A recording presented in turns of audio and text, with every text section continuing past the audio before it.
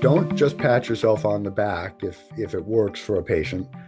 You got to think why. And then when you use the same one again and it hasn't worked, don't just go, oh, that patient was stupid. You got to figure out why. And that's how you learn. You've got to prove this all to yourself, every single little bit, every herb. You've got to prove how it works to yourself so you know it. I'm Michael Max, and this is Geological. The world is made up of stories. I know this sounds poetic, but I found it to be true. All religions have an inciting moment, a creation story, if you will. So do political movements, love affairs, businesses, exercise programs, superfoods, that new car you're thinking about buying, and the troubles that drive your patients into your office for a visit. At its core, there's a story. It could be the story of some errant cells who have decided that they want to run your organism, but they don't know anything about running an organism. It could be the story of genetics gone bad or an unlucky break. It might be the tale of too much use or sensitivity or an agreement that something runs in the family. We get attached to our stories. They give us a comfortable sense of understanding in a world that is distressingly chaotic. Stories provide a kind of certainty, a sense of membership, and an identity that carves us out of them. Stories are a way of pulling meaning out of experience, how we line up on one side or the other. Behind our demands, dreams, disenchantment, and distress, there's a story. Our story of the world is intimately entangled with how we perceive and prescribe the world. The power of the stories we carry is an invisible influence that shapes everything from the kind of pasta bought at the grocery store to your thoughts about the morning habits of your partner or spouse. Stories pull their power from the feelings entangled within them, and especially when they're unquestioned. What's the meaning that you made when that patient late canceled and didn't offer to pay you? And what are the feelings that went with that? And what did you tell yourself about your reaction to that? What's the story that goes with, I'm afraid to raise my prices, that goes with, they should respect me more, that goes with the third time you've seen someone and nothing at all appears to have changed? Identity is fragile as it's a construct in our mind, and it seems solid as we are constantly arguing for our limitations, biases, and membership in the tribe that gives us a sense of connection and protection. How many of the stories you heard as a child are the foundational stories of your present-day life? When is the last time you considered dismantling a limiting belief, decided that anger was powerful fuel but not helpful as a steady diet, that angst was helpful for breaking the spell of a story, but it's not so useful for building a new generative one? Many of the stories that shape the meaning of our lives come from culture. Do you live in a world of opportunity or a world of oppression? Do you play the cards of weakness or of strength? The stories we hold about money, authority, and power open or close the aperture on opportunity, merit, and capacity. That inner sense of worthiness? Look to your story as on what you hold to have value, and consider defining yourself by what you are rather than by what you're not. We think about qi as something that is both connective and functional. And when it comes to tissues like the fascia, again, we think of something formed that is connective in profound ways. Consider that the fluids of the body are also an aspect of our physiology that connects the various aspects of our body together. There's not a place within that space just under your skin to the very depth of your bones that is not in some way touched with the fluids of the body. In a moment, we're going to get into a conversation with Steve Clavey and discuss the importance of the fluids in Chinese medicine. These conversations come to you through the generous support of our sponsors and members. Blue Poppy, your new one-stop shop, has speedy shipping options on everything that you need for your clinic. It's Women's Health Month at Mayway Herbs. Check out the new website for learning resources on helping women with herbal medicine. Are you a creature of habit? How about making a change that helps your patients and the planet with AccuFast needles?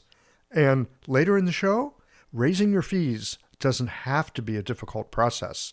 Jane has helpful suggestions on making it easy and effective. And finally, have you considered that having a thriving, profitable practice is one of the most healing things that you can do? Julie Bear Don't Walk has, and she can help you do something about it too. Do be sure to visit the sponsors page on the Qiological website to take advantage of all the special offers our terrific sponsors have for listeners of the podcast. Picture this. Your clinic is buzzing with patients, and then you realize that you're down to your last box of needles. No need for panic, because Blue Poppy, your one-stop shop for all your acupuncture needs, they ship orders received before 3 p.m. on the same day. With a quick visit to Blue Poppy's website, you can order premium needles, herbal formulas, and that special Dr. Bob's oil that your patients love. Blue Poppy understands practitioners can't keep patients waiting. That's why they strive to get you what you need when you need it. From high-quality Chinese herbs and formulations to acupuncture supplies and clinical essentials, Blue Poppy has served practitioners for nearly 40 years with products that meet the highest of standards. Discover everything Blue Poppy has to offer by visiting www.bluepoppy.com, and don't forget to subscribe to their mailing list for exclusive offers and more. Hi folks, I'm Yvonne Lau, president of Mayway Herbs. May is Women's Health Month, and as a women-owned and women-run business, we especially love how Chinese medicine can support wellness through every stage of a woman's life. So in this month's newsletter and podcast, we're covering topics like PMS, pregnancy, menopause, and osteoporosis. We'll share expert insights and effective treatment strategies you can put to good use in your clinic. Our Plumflower brand line includes herbal tea pills, tablets, extract granules, and organic herbs, all of which you can find on Mayway.com, and where you can also find articles, videos, and other resources to support your practice. Since 1969, Mayway has been a trusted source for high-quality herbal products. In these challenging times, please know that we remain committed to keeping our products accessible and affordable so you can take care of yourself and your patients. As always, thank you for supporting Real Chinese Medicine. Daily habits and routines feel comforting, familiar, easy, automatic. That's the power of repetition. You've worked out the kinks and can do it with your eyes closed. But what if you shook things up? What if you ditched the old routine and tried something new? Hi, I'm John Sten. I've practiced acupuncture for over 30 years, and together with my wife Kelly, we created the world's first eco-friendly acupuncture needle. The AccuFast earth-friendly needle system cuts your packaging waste by 60 to 90%, depending upon your needle type, speeds up your needling, gives you more control, and best of all, while you're healing patients, we plant a tree for every 2 boxes your clinic uses. Thousands of acupuncturists have already made the switch. In just the last year, they've helped plant over 16,000 trees. Since we started, that number has grown to over 50,000. So break the routine. Be the change. Visit AccuFastNeedles.com. Your patients and the planet will thank you. Some of the problems that can arise and how our thinking needs to shift to address various pathologies that can be manifested by the fluids. No pun intended here. This guy wrote the book on fluid physiology and pathology in Chinese medicine. Blood and qi get a lot of play in our medicine, and we're often looking at the pathologies and the difficulties engendered by these two very important aspects of Chinese medicine. But often we overlook the importance of the fluids, and so I'm delighted to sit down here with Steve Clavey and have this conversation on fluid physiology and pathology. Let's get into this.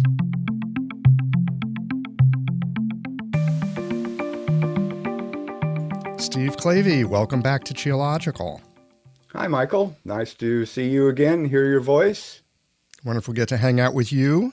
I remember meeting you when I was in acupuncture school. That was back in the mid-90s, and there was this book that had just come out called Fluid Physiology and Pathology in Chinese Medicine. And as a beginning student of Chinese medicine, I thought, well, that's a boring title.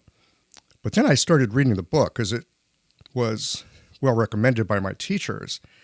And I was just at the beginning of learning Chinese medicine and the way, and learning Chinese herbal medicine at that.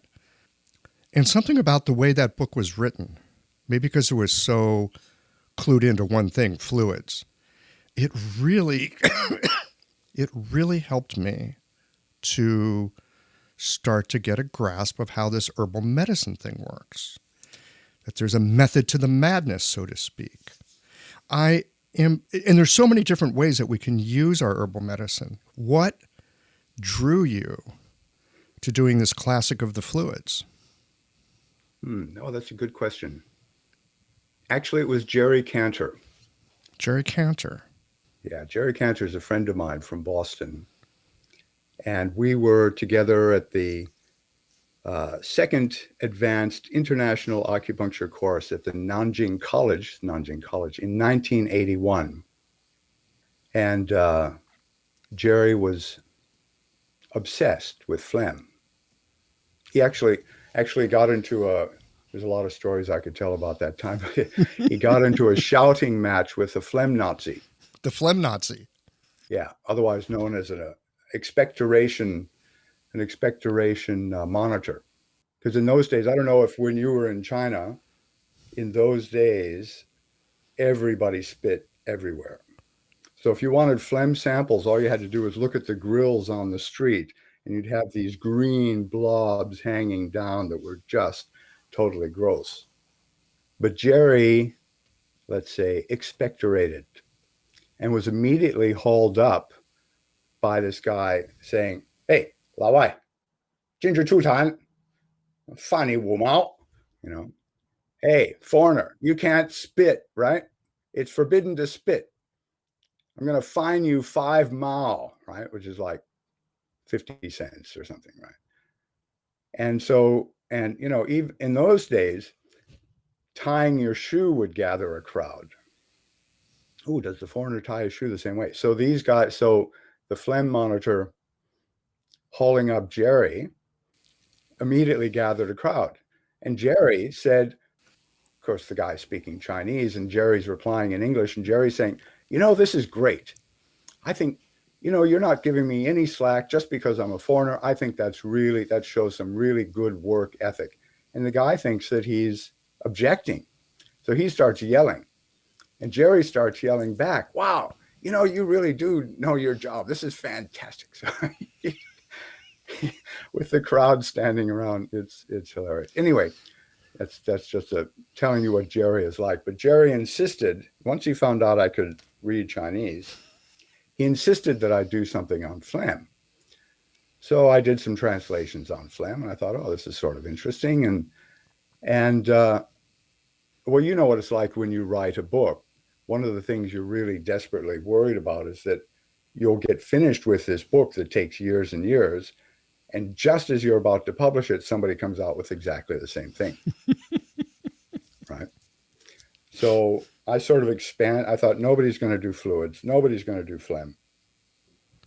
And I've been right. Nobody else has ever done it. Yeah. Yeah. No, it's still like the go-to book on phlegm fluids, thin phlegm. I love that expression of some hot phlegm with Jerry in the monitor. Oh, yeah. Well, yeah.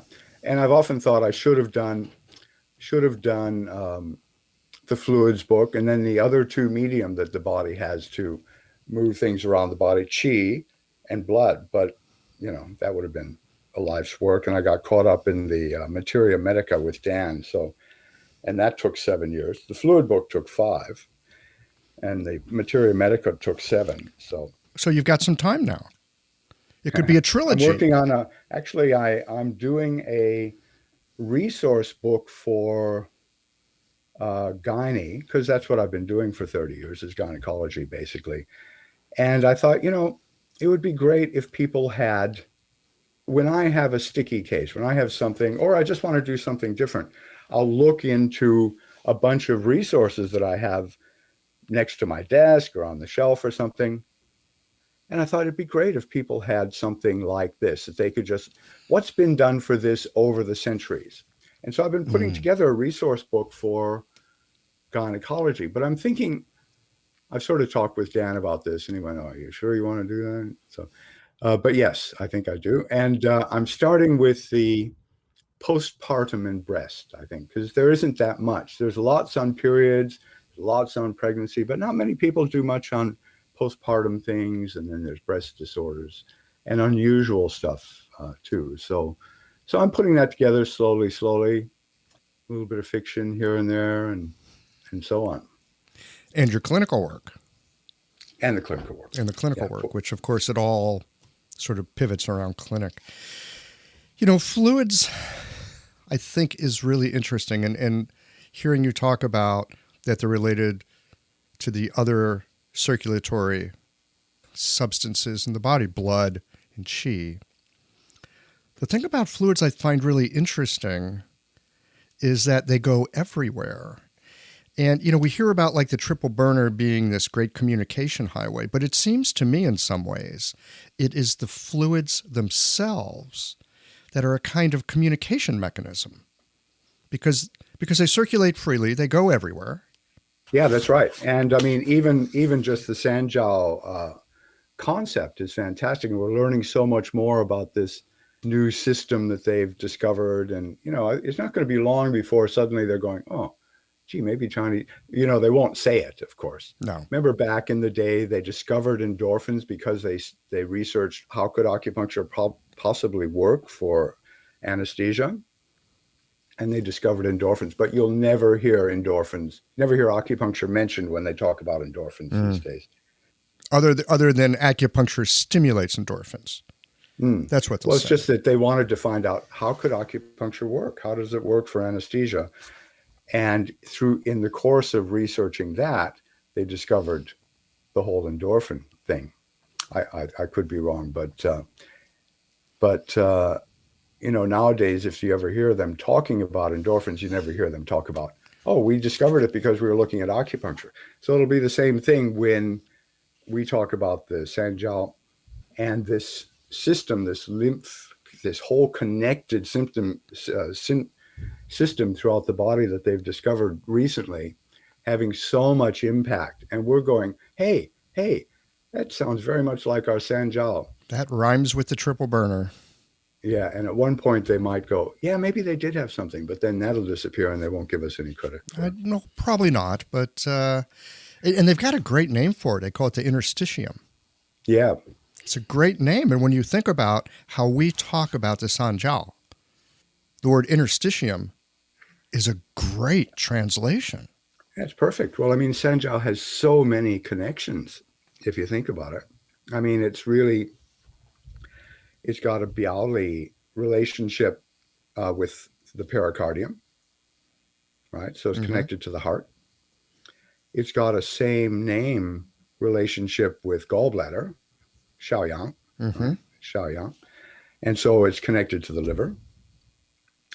And so it lifts that yang qi from the kidneys, lifts that up, and then it drains down into the bladder. So if you look at it, I mean, San Jiao has that ministerial fire aspect. You've got all that. If you're thinking of that yin yang symbol with the rising on the left and the descending on the right, you can really see you've got the gallbladder, which is liver. That's wood coming up on the left, goes up to the heart. Then you've got that heart and kidney connection. So it's got that ascending aspect and then the draining down aspect on the other side. It covers all of that, right? So it's got that lifting yang, and then it drains down into the urinary bladder.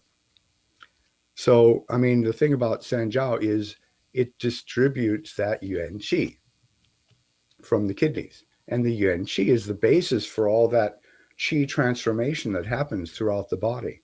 I mean, yuan qi is really pretty fascinating. So, you know, all the yuan source points are on the wrists and the ankles and the feet, all the things that have to move around. And this is where the Taoist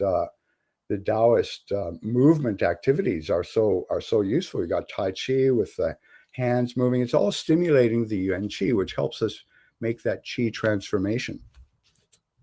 And also, I mean, here I've got a quote from Zhang Zhongjing, first chapter of the Jingui Yao Lei. He says, the Cuoli which is the interstitial spaces or crevices in the surface tissues on the exterior of the body, and the organs, that's the exterior surfaces of the organs, are the place where the San Jiao moves and gathers the yuanzhen, the original true, the original true qi, the places which are suffused with qi and blood. So right there, it links it to the interstitium that you're talking about.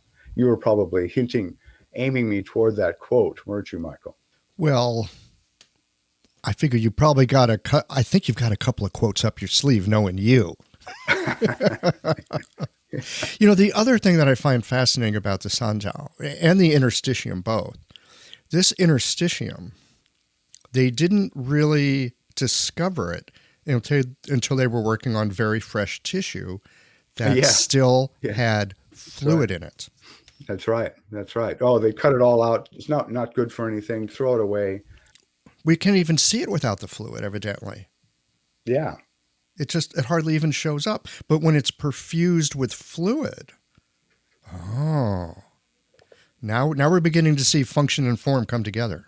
Exactly. So, as we've always said, Chinese medicine works on the living person. Western medicine is based on the dead person. So, when they do, I was at a conference, actually a fluids conference in Canberra a couple of years ago. They invited me up to give a talk, and one of the other speakers was somebody, she was an artist, but she also had worked in dissection rooms. Mm-hmm. And so her contribution was basically talking about the interstitium and fat. And she said, when they do a dissection, they just cut all that stuff out. They cut out the fat and the interstitial type tissues, just throw it away, because they're not interested in that. They're interested in tendons, they're interested in blood vessels. They're not interested in that sort of stuff. It's really fascinating. They never bothered to look until recently. Yeah. So what's fascinating is how we're sort of ahead of the game there, I think. And Bruce Bentley. Yes. Cupping master of the universe. Yeah, the cupping master is doing so much interesting work with cupping, dealing with that interstitium and how you can drag the fluids with these. He uses those flexible cups and he's dragging the cups along. It's really quite interesting what he's doing. Yes. Did you ever end up getting him on your show? Not yet. There's a place for him. I can't wait. Mr. Bentley, if you're listening. Anyway. Yeah, anyone who has any interest in cupping, Bruce Bentley's perspective and experience on that is extraordinary. Nobody quite like him. Cupping master of the universe, like I say. Mm.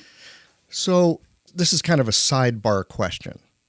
I know you're not an osteopath, but I know you have friends who are osteopaths. And a lot of people that do Chinese medicine sometimes do some osteopathic type stuff. They kind of go together in a way. They rhyme in certain ways.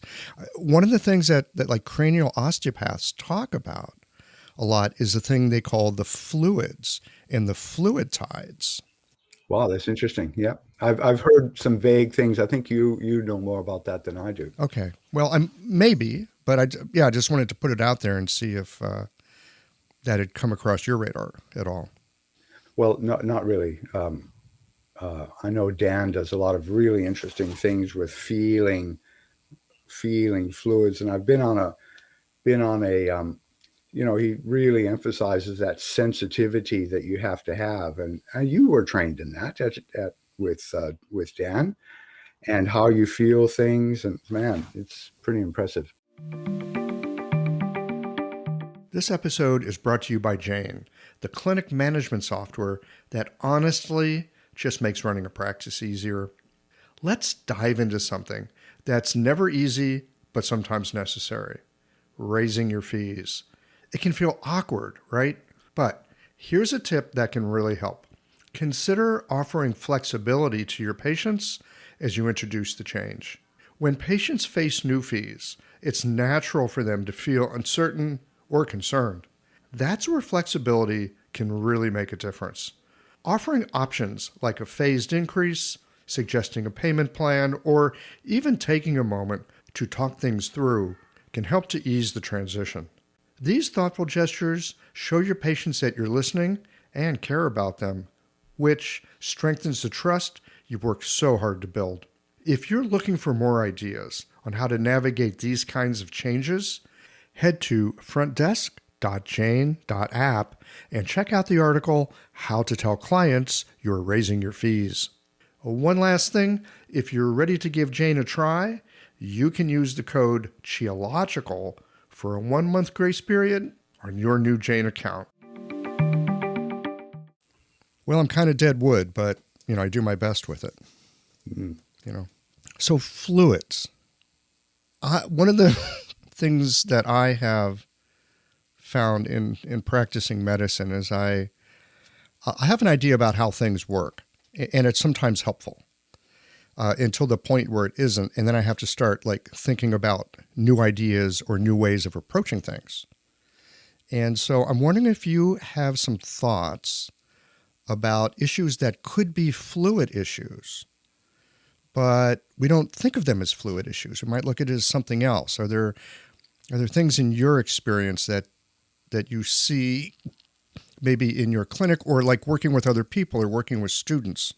And for you, this is obviously a fluid issue, but maybe people don't see it as such. In other words, are there things that we are overlooking in our practice that maybe we should be considering the fluids when we're not doing that? Yeah, that's a great question. There's a lot of things, and it's only, even when writing the book, it wasn't all that clear to me. And I'm talking about thin mucus here, the yin of Tanyin. Mm-hmm. It took me a long time to grok that concept, even though I'd written about it. So, the thing about yin, the thin mucus, is it's substantial and it's gathered in specific areas. So Tanyin, most of the Tanyin is gathered in the trunk area. So it'll be either in the intestines, or it'll be under the ribs, or it'll be in the chest. Although there is a type of Tanyin yin, which flows out to the limbs. But a lot of things we think about, we don't think about thin mucus. But sometimes it is so obvious it just hits you in the face, like people who have gurgling in the intestines. Or a patient I had who worked in a betting store, and he said, "Look, every couple of hours I have to go out in the parking lot and I just throw up clear fluid. I just throw up clear fluid." Well, this is Tanyin. This is yin, thin mucus in the stomach and intestines, and that's the only thing he could do to get rid of it. But one really common one that comes up, and this is a tip from the Shanghanlun guy, Liu Zhuzhou. He said, "Look, if you see a wet, pale tongue, so it's flabby, it's wet, actually dripping, and the patient has palpitations or they've got dizziness, think about Lingui Zhugan Tang." And I've taken that suggestion and just used those 4 herbs for that sort of thing, and it's fantastic. The key is that wet, dripping, pale tongue. And now when I see that, as soon as I see that, I think, okay, Lingui Zhugan Tang, that might be a really useful formula. Now, it's big doses for all of those, Lingui is Fuling, Guizhi, Baizhu, Gancao, Tang is Lingui Zhugan Tang. So you're talking 30 grams of Fuling, 15 grams maybe of Guizhi, 30 grams of Baizhu, 10 grams of Gancao, for example. So it's just 4 herbs, but you're talking about a substantial dose there. You might get away with less, but the bigger doses, you definitely get results. So if they have that pale wet tongue, and they're dizzy, or a pale wet tongue and they're getting palpitations, especially when they lie down at night, that's classic thin mucus or fluid just coming up and affecting the heart. And then something, again, for dizziness, another one from the Jingui, which is Xie Tang. And again, it's just those 2 herbs, Xie and Baizhu. So simple. And big dose of Xie, 30 grams and then 12 grams of Baizhu. And again, that works really well. So I'll often work that into a dizziness type of formula. But things like asthma or pleurisy or edema, they can all be thin mucus, which is this gathered type of fluid. So thinking that way can be really useful. But there's other areas too that even lack of energy. Remember back in Seattle, I talked about the people waking up really tired. They wake up in the morning, they go, "Oh, I don't have any energy." Right? You're laughing again because you do remember, right?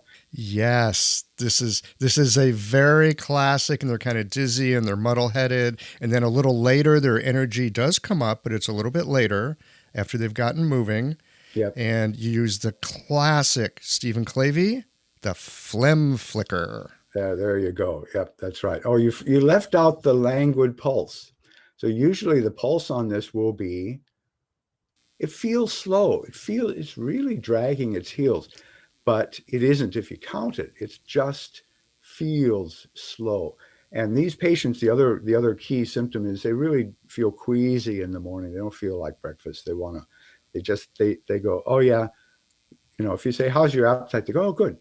"What about the morning?" "Oh no, I don't eat till maybe 10 or 11. I can't really face it." That's a classic thing too. So what you're differentiating is it actually a lack of energy? Mm-hmm. Because if they've just rested all night, they should have plenty of energy. It shouldn't be tired, but they often will describe it as, the, like waking up, crawling out of wet concrete, or they have a fuzzy head, or they'll say, "Oh, I just don't have any motivation.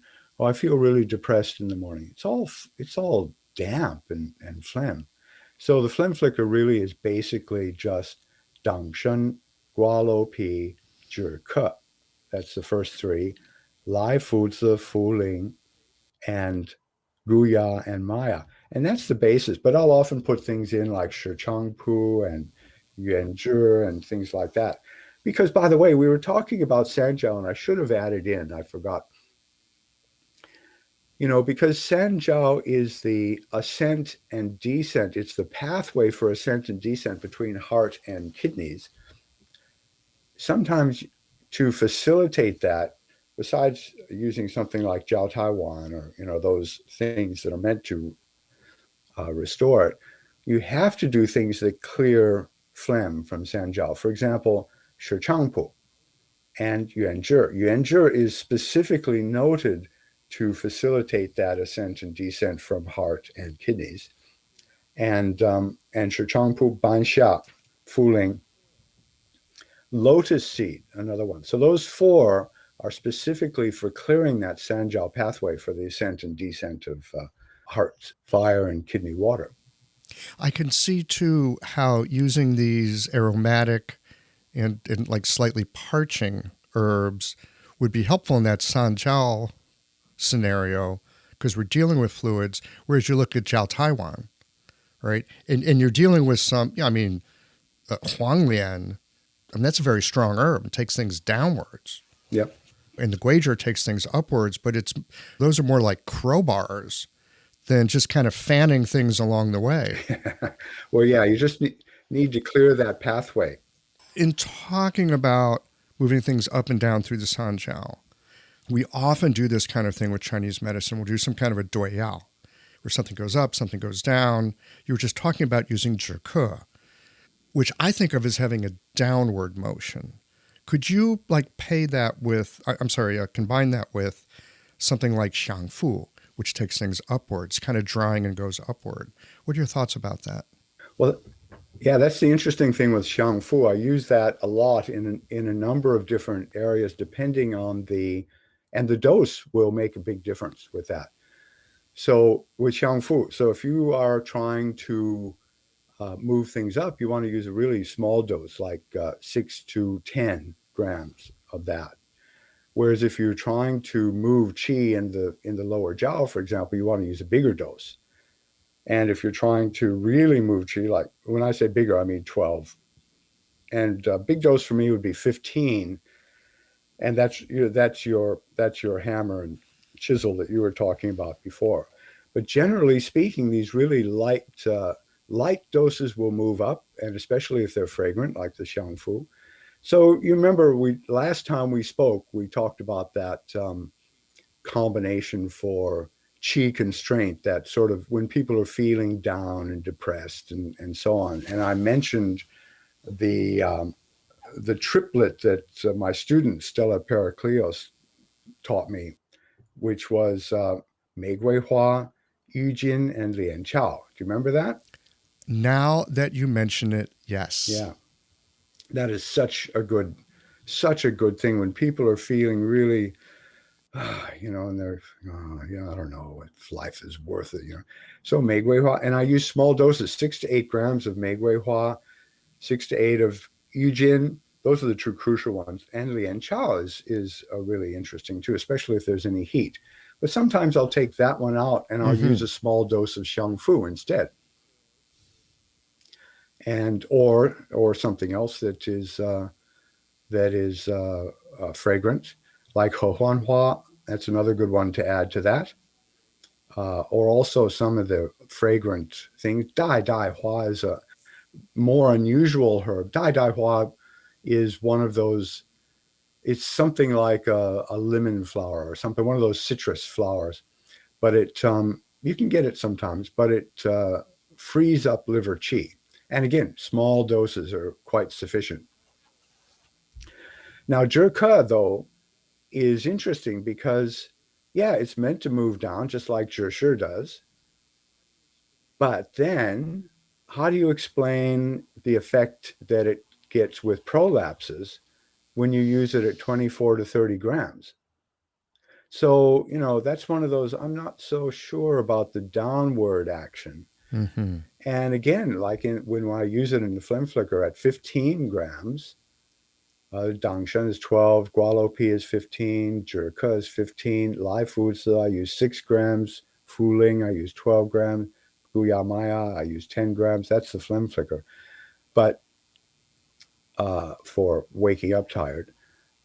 But that 15 grams seems to have this upward moving, this chest freeing, along with the Gualopi. It just opens up that flow of chi through the chest.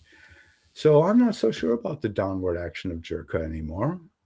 And it's the effect on prolapses is obvious with the big dose at 24 to 30 grams. So I think I need to readjust my thinking here. I often think of it as downward, but as we're having this conversation, it seems like it's more that it goes dimensionally. It goes in all directions. A little bit goes down, a little bit goes up. It's not a diaphoretic like Mahuang. Oh no, yeah. But it sounds like zhike. And when I think of smelling it or tasting it, it's like everything kind of like expands a little bit. Like if you imagine the lungs. That's a really good way to check it out. Yeah. Yeah. Imagine the lungs as you're inhaling, and like you can feel your back expand out a little bit if you're paying attention. You feel your sternum go up. Yeah. You can feel your back expand a little bit. Maybe zhike is more like that. Yeah. That's a great way to intuit or expand your knowledge of how the herbs go. And this is why it's so useful to get students in who are not only just sitting into clinic with you, but they're actually weighing out herbs. They're helping to deal with the herb storage, the feeling it, right? I mean, the difference, like some of the Pao Zhi methods, for example, if you take Mu Xiang, which is it's fragrant, it moves qi, but it's rather oily, right? And if somebody has loose stool. For me, it is the chou tofu of herbs. Oh, you don't like it? How interesting. It's very fragrant. And I don't like it. How interesting. I don't like shodi. Oh, I love it. Anyway, to each their own. Yeah, there you go. Anyway, I'm sorry I interrupted. You were saying. Yeah, when students get in and they can feel that oiliness, and then when we prepare the mu xiang with glutinous rice flour. Now, glutinous rice already is good for diarrhea, but when you stir fry the mu xiang with the glutinous rice flour, it actually absorbs a lot of that oil, and then it becomes really useful for something like painful diarrhea as an addition to the painful diarrhea formula, 通泻药方, right? So it's quite handy. And the students can feel that. They get to feel the oiliness again of dongui, and how when you chow dongui, when you dry fry the dongui, it takes that oil out. So all of these effects that they have, and the way that herbs, the physical effect of the herbs is so related to not only how they look but how they feel.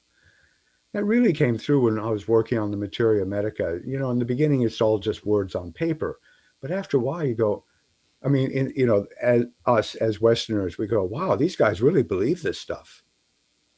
Yes, exactly. I know. What? It's in a book. So what? Anybody could put anything in a book. So what? Exactly, yeah. Right. And then you go, but what if it really does work like that? And then you go, holy shit, it really works like that. It really came home to me. It was after this in-depth looking at it. First, give him the benefit of the doubt. Yeah, if you've got Huang Qi, it's gonna lift up, right? It's gonna lift. And it's gonna lift whatever you got there, right? So if you've got phlegm and you're gonna use Huang Qi, and you don't do something that helps drive that phlegm down, you're going to lift all that phlegm right up into the head, and they're going to come back and go, I feel terrible. And you go, what did I forgot to put the Bansha in with the Huang Qi. So if I see any phlegm conditions and I need to use Huang Qi, I'll always put some Bansha, maybe not much, 8 grams, 10 grams. But otherwise, I know what'll happen. Or if you have a girl, and she has acne, and there's a little bit of fire, Huang Qi's going to lift.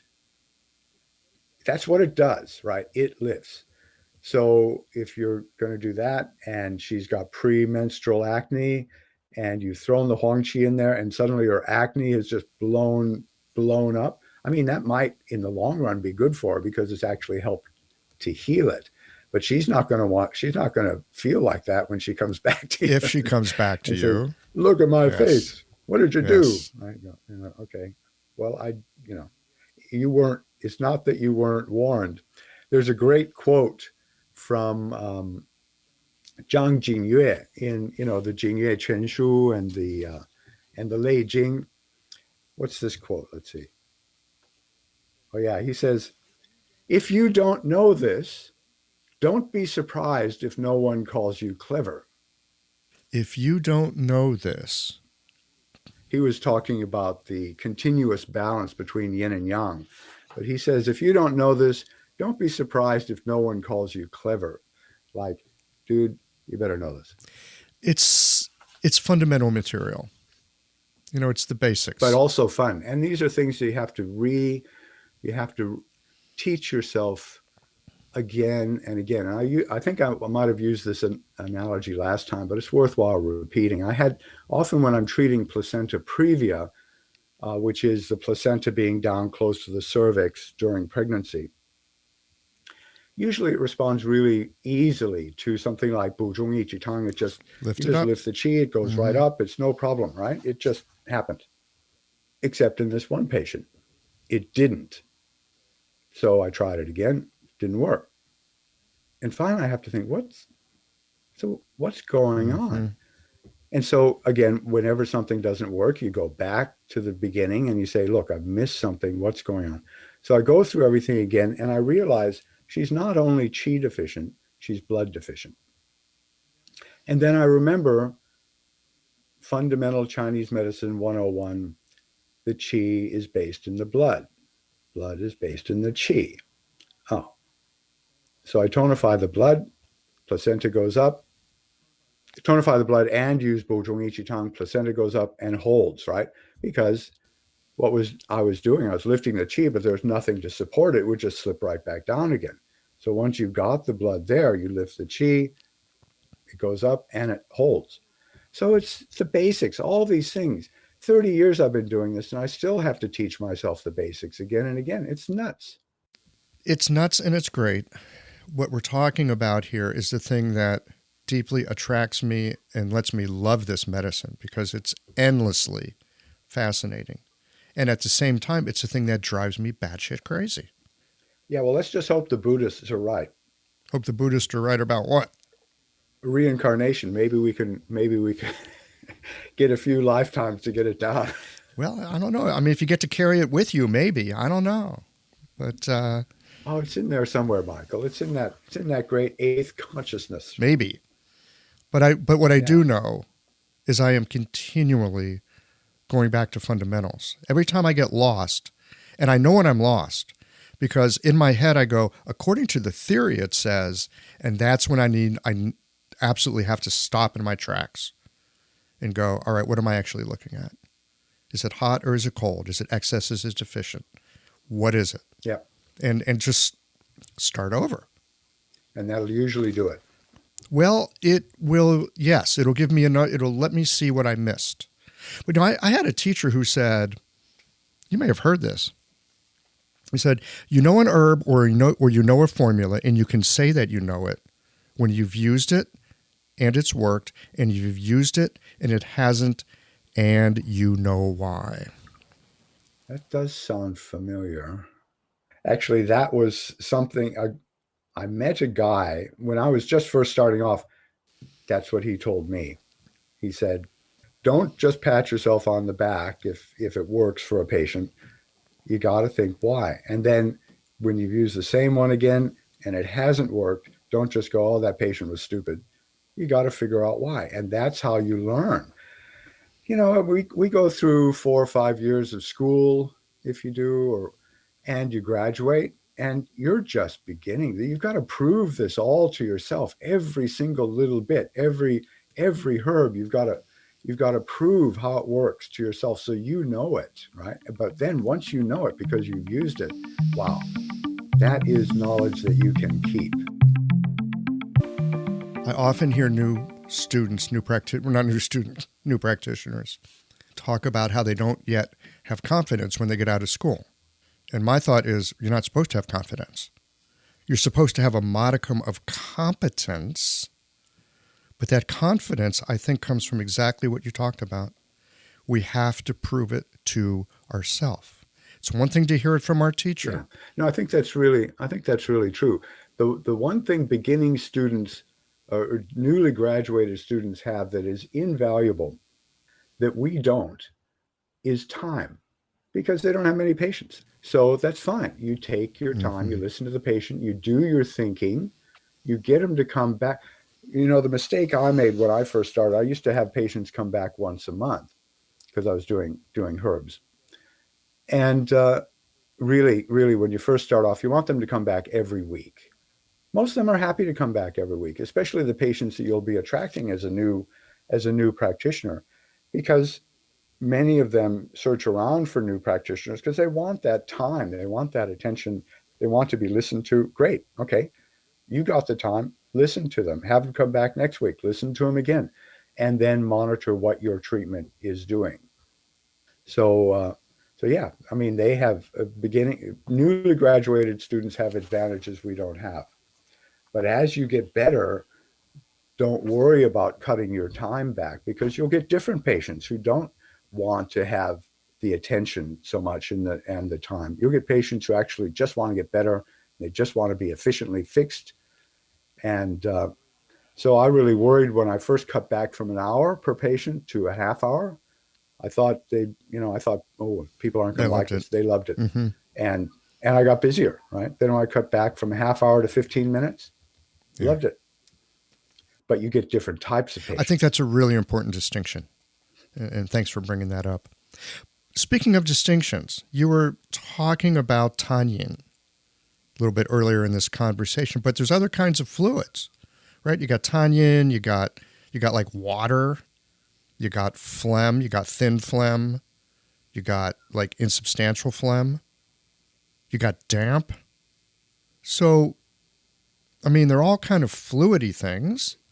Why can't we just treat them all the same way? Yeah, that's what I thought. And? Doesn't work. So we're back to making distinctions again. Holy smokes. Yep, that's right. So you think, phlegm and damp, we all talk about them in the same breath. And, so I've got a phlegm patient. I'll just use damp herbs, or I've got a damp patient. I'll just use phlegm herbs. Doesn't work, Michael. I've tried it. Sad to say, you have to make those distinctions. So is it water? In other words, is it pathological water like edema, where you have to drain?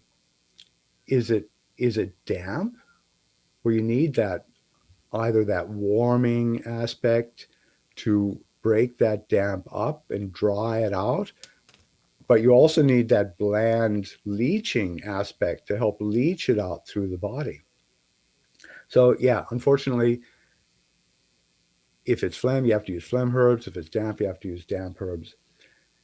But we were talking before about all the different things that can come up that we might not think of as fluid problems, and there's lots. I've got whole lists of in the fluid book about the constitutional indications of phlegm, or the characteristics of typical symptoms of phlegm. And it could be things like it's all over the place. It could be, sluggish, incomplete bowel movements with a bit of mucus in the stool, headaches or dizziness. We know that can come from phlegm. Plum stone throat, we often think about as chi blockage, but and we forget the phlegm aspect to it. But there are things like even, and it's described in great detail in the book, the sensation, and I've had patients like this sensation of a cold, like a palm-sized cold feeling in the center of the back, and it's phlegm.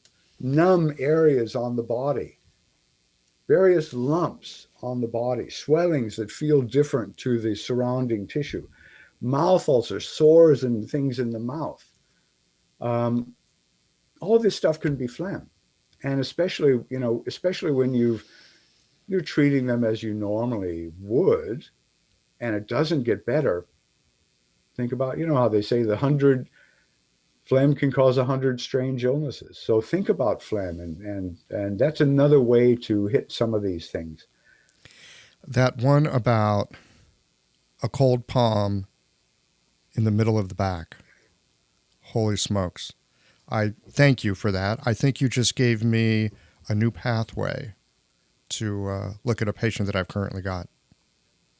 Well, that phlegm can be one thing. Just by the way, another possible cause for that can be like a esophageal reflux. It can also give you a similar sort of feeling. So if they don't have the reflux, well, even if they do, sometimes with the reflux, you can use like Xuanfuhua, things like that. Xuanfuhua is another one of those herbs I'm not a big fan of. I don't seem to get fantastic results, even though I wish I could, because it's so useful for this sticky phlegm, and it has this descending action that I wish I could get it to work really well, but I just can't. Everybody else seems to do it, but I can't. Why, Michael? Why? I have no idea. What are you thinking? But I'm not thinking. It just doesn't work for me. Have you noticed, Anyway, one day when I grow up. Well, I've noticed that acupuncturists will often use certain points on a regular basis. They have kind of an affinity for them. I know for myself, there are certain points, and they're kind of like my pets. I can use them for all kinds of things. I've somehow, like lung 6, I've managed to use, I can use lung 6 for all kinds of things. It's incredibly useful to me. And I also notice with herbs. And this is how you need to get to know the herbs too. Same way. Yeah, that's right. We do, which is a useful base, but then you've got to branch off, especially when things aren't working the way you think they should. And also when you're getting a bit bored, you're doing the same, it's going to work. That you can do this particular formula. For sure it's going to work, but maybe there's another way too, right? Just for fun, just to try something else. And this is why this gynae resource book is so much fun to do, because there's some tricks and tips and things like that that it's just worthwhile reading what other people do and some case histories. And that's why they say, Chinese medicine is not a science, it's a literary A art. literary art. Because you got to be exposed to, I mean, we have so much experience, but where is it? A lot of it is written down. A lot of it is the storehouse is our written record. And that's why I'm so pleased to see so many fantastic translators coming up. It's just unbelievable the talent that these guys have and all the work that's being done by so many different people of bringing these works that we need. We need them as references. Having a thriving, profitable practice is one of the most healing things you can do as a healthcare practitioner because a robust business is the ultimate expression of vital qi. And that's the heart of our medicine. I'm Julie Bairdontlock, and I help practitioners grow nourishing, profitable, authentic businesses that embody the generative cycle of Chinese medicine. This isn't about all yang all the time. It's about expanding your own internal capacity, growing collaborative relationships with your patients for ethical patient retention, and marketing as an extension of this medicine, not a necessary evil. You already know that everything is connected in your patients' lives and bodies. The same is true for your business. When we align your systems, your schedule, your pricing, and your offerings with you, we create flow, which means more spaciousness, more impact, and more joy. When you are in the flow, fully resourced in terms of chi, time, and money, your business becomes a source of healing, not just for your patients, but for you. Let's grow something rooted, radiant, and real. Visit lifeflowconsulting.com to learn more. I've heard Chinese medicine referred to as an applied philosophy. Oh, definitely. Yeah, that's again what makes it fun because it grows your sense of the Mm-hmm. world.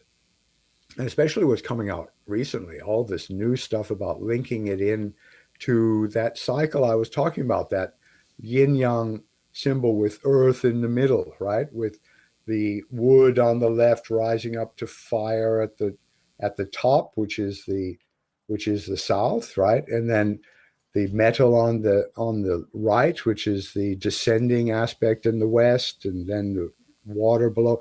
That cycle, when I did write about it in the Fluid book when it was first published so many years ago, and that concept was just not very well known at that point. And I think I put in the footnotes how even these really famous Chinese scholars were having lots of trouble with yang on the left. What's yang doing on the left? Because of course in our culture, the right side is the important one. Even in French, we've got adroit and gauche, right? In American English, we've got the right side is, I don't know how to pronounce it in French, adroit, and then you've got gauche is the left side. So we have this real bias toward left and right. But in the Chinese system, the left side is this ascending yang going up, and then descending on the right Well, it side. depends on how you're facing reality, so to speak. I've heard it described that way. Well, yeah, it's actually a little bit easier if you're in the northern Yes. hemisphere. Well, there is that because you're in the north looking to the south, and when you're in the north looking to the south, you really see that dynamic. Yeah, but learning that dynamic is so learning what it means to our medicine and what it means to understanding the seasons and what's around you. Man, you talk about an applied philosophy. This is great, because it's based in perceived reality. We can see it. Yeah, the sun goes around the earth. Absolutely. We can see it going around the earth. We know it doesn't go around the earth, but this is our perceptive reality. And it's the same with Chinese medicine. The whole theory doesn't have to be factually true. It has to be effectively, it has to be effective, right?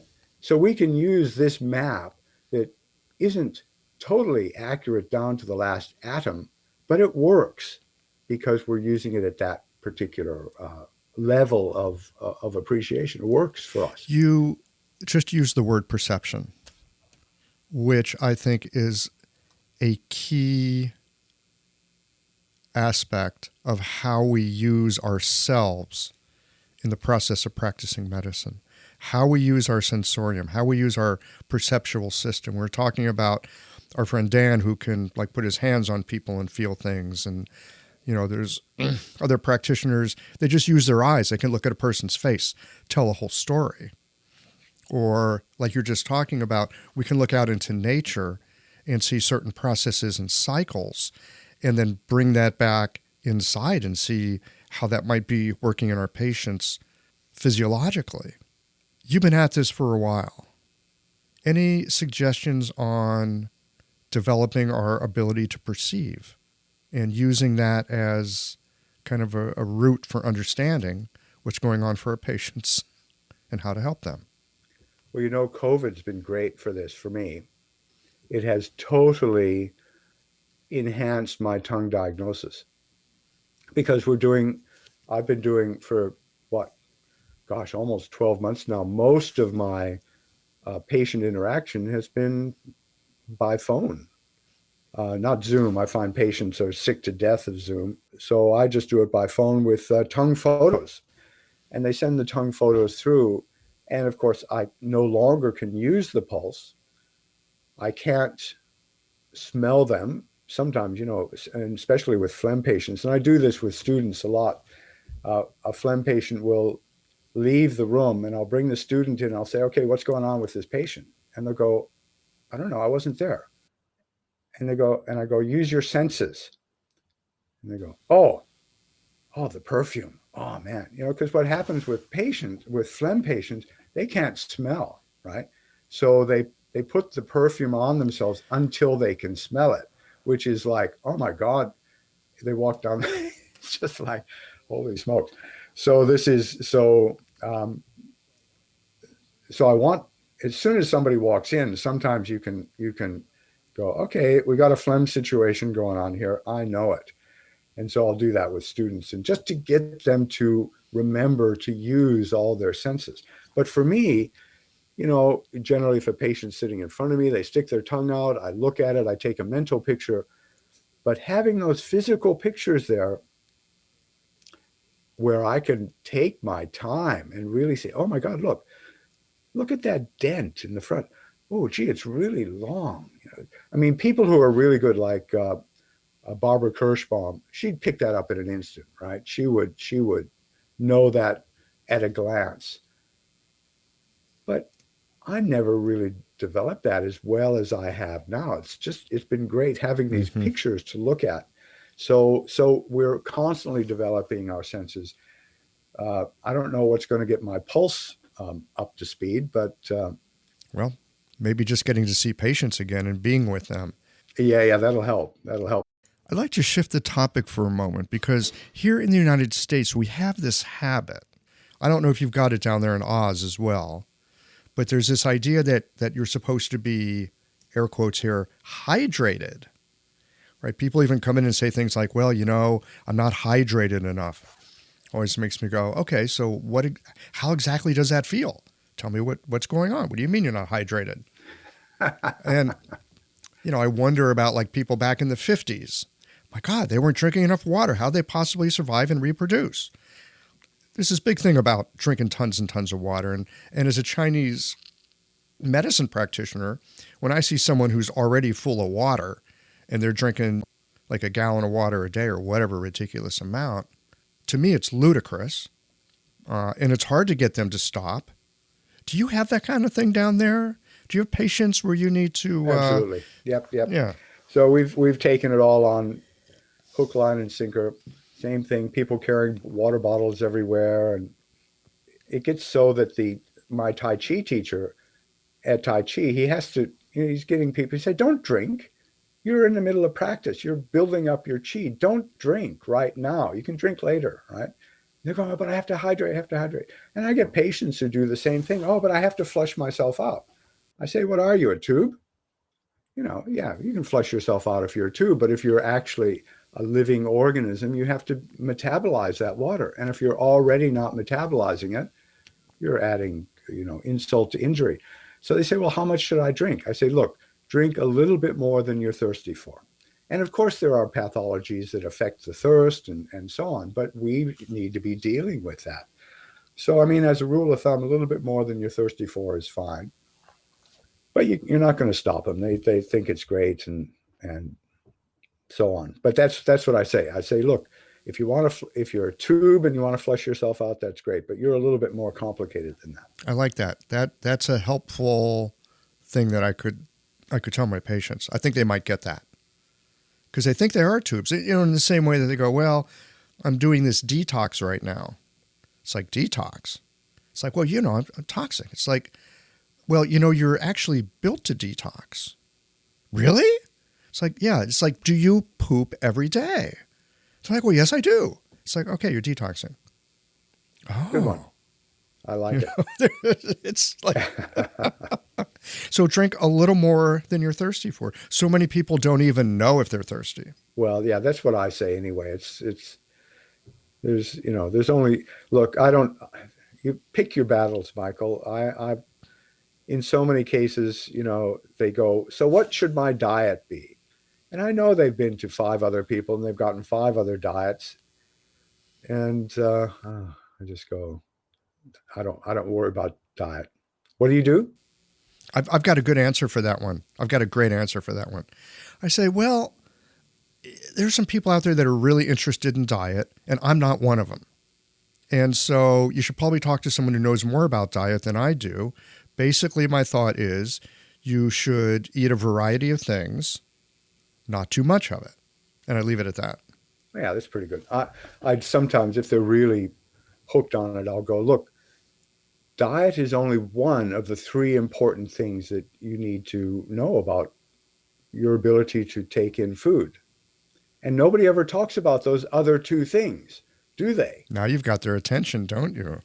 And they go, what are those other 2 things? I say, it's not only what you eat, it's how you eat and how you digest. I say, how you digest is my job because I've got to make sure your digestion is good. How you eat and what you eat, that's really your job. But I say, look, if your digestion is really strong, like you're a teenager, right? You can get away with the worst diet and gulping that food down like crazy. It doesn't matter. But by the time you're in your late 20s, at least 2 of those things have to be good. Either your digestion has to be strong and you're chewing well. If that's the case, you can eat anything you want, right? But by the time you're getting older, those things are breaking down. So by the time you're my age, everything has to be right. You got to eat the right stuff. You got to take your time with your food, and you've got to make sure your digestion is working. So I say, look, there's 1,000 diets out there, but these other 2 aspects are also just as crucial. Slow down. I think it was Zhu Danxi, if you read his original case histories, he didn't start off as a doctor. He just started off trying to fix his mom. He loved his mom. But his mom had this really terrible nausea and reflux. And he studied all the books and he did all the formulas and all this stuff. And he learned a lot about medicine in the meanwhile. But in the end, it came down to getting her to slow down and start enjoying and chewing her food. And so he fixed his mom, and then the neighbor came. He had the same problem. That's how you build a practice. Same answer, right? Slow down, enjoy your food. I want to talk with you about your book. Oh, the new edition that's just come out from Eastland Press. I'm holding it up to the microphone here, Michael, so all of your listeners can see it. Oh, I can hear the sound of, yes. It's actually, it is fabulous. I'm really happy with it. They've redesigned it. Dan and I spent a couple of years going through it with a fine-tooth comb and correcting a lot of the errors that were there and expanding a few little bits. Mostly the content pretty much the same as it was in the second, the Churchill Livingston edition. But the redesign makes it so much easier to read. They've got a fantastic book designer there at Eastland Press, and he's expanded it. That's why it looks thicker, but it really, I think the type is a bit bigger, so as well. So it's just, I'm really, really happy with it. It's just out now after all these. Remember, we did a podcast a couple of years ago, and I said, "Oh, it's just about to come out." It's almost ready. I think it was like 2 years ago. Well, it is out now, and it's fabulous. Yes, it is. I have a copy of it. Oh, good. And in addition to, the wonderful layout of it, Eastland really has that stuff nailed down. I'm old school, right? I don't like reading on computers and stuff or tablets. The quality of the paper that Eastland Press uses is so good. I'm a little bit of a tactile person. There's something about turning a page that has substance. I don't know. It really does it for me. So, and of course, what's in the book is substantial as well. Yep. Well, I'm very happy to have it out again because, over all this time, people have been unable to get it. And people keep writing me and saying, when can I get it? So now I can just say, you can buy it. So there it is. And thanks for mentioning it, Michael. That's nice. Well, again, I think it was one of the first books when I was in the midst of learning Chinese medicine. It flipped a switch in me somehow. The way it was written, it wasn't just theory. It was eminently practical. And I could start to grasp the idea of these different kinds of fluids and the different kinds of things you need to do to treat each of them. Like we were saying earlier, you can't treat phlegm like you would treat water. And when it comes to dampness, well, damp cold, all right, that's actually not hard to deal with. Damp heat, ooh, that's a sticky wicket. Yeah, damp heat can be really, really stubborn. And, there's a lot of good in detailed indications in the book. But I mean, there's so much you've got to put together with damp heat that to make it work. And it varies depending on where it is and what's going on. And I mean, the middle burner really is the key with damp heat. But you've got to be careful there. You might be using drying herbs with the damp heat. But you've got to be careful of stomach yin, for example. You might use bitter cold herbs to cool that heat, but the cold can congeal that damp as well. So that's because you've got these two contra-natured pathogens. So you've got damp, which is a yin pathogen. You've got heat, which is a yang pathogen, and they get sucked into each other and they enfold each other like oil in flour. That's what the Chinese say. And it's just, so the heat like makes mushang the damp worse. in glutinous rice. Pardon me, I missed that. Like mushang in glutinous rice. Yeah. Now you're talking. I'm going to send you some mushang so you can have it as tea. But the heat will make the damp thicker. The damp will hold the heat. I mean, the heat otherwise is insubstantial. It should just be able to dissipate with no problem. But that's the key with damp heat is you've actually got to separate those two pathogens. And then you can allow the heat to dissipate, and then you can leach away the damp. But, just dealing with damp heat, there's all sorts of strategies to use, like promoting lung qi flow to transform that damp, combining pungent or acrid flavor, these dispensing opening flavors with bitter, which drains downward. Then you've got to use bland herbs that leach out that dampness, or using fragrant herbs that'll help dissipate that cloud of dampness that's there. Drying the spleen, clearing heat to relieve toxicity, because once you've got these two pathogens working on each other, that's where this intensity becomes that characterizes the idea of toxicity in Chinese medicine, which isn't toxic. We talked about detoxing, in the naturopathic idea, detox, you get the dirt out of your body. Toxin in Chinese medicine is a quality of intensity. And when something builds up to an intense level, or sometimes when it's contagious, then you can call it toxic as well. But this intensity is what gives you the toxicity. And the damp yin pathogen working with a hot yang pathogen, working on each other, building each other up, making each other worse, this so easily leads to toxicity. So clearing toxicity is a major part of dealing with the end results of damp heat. But then other end results of damp heat goes into the blood, goes into the nutritive qi level.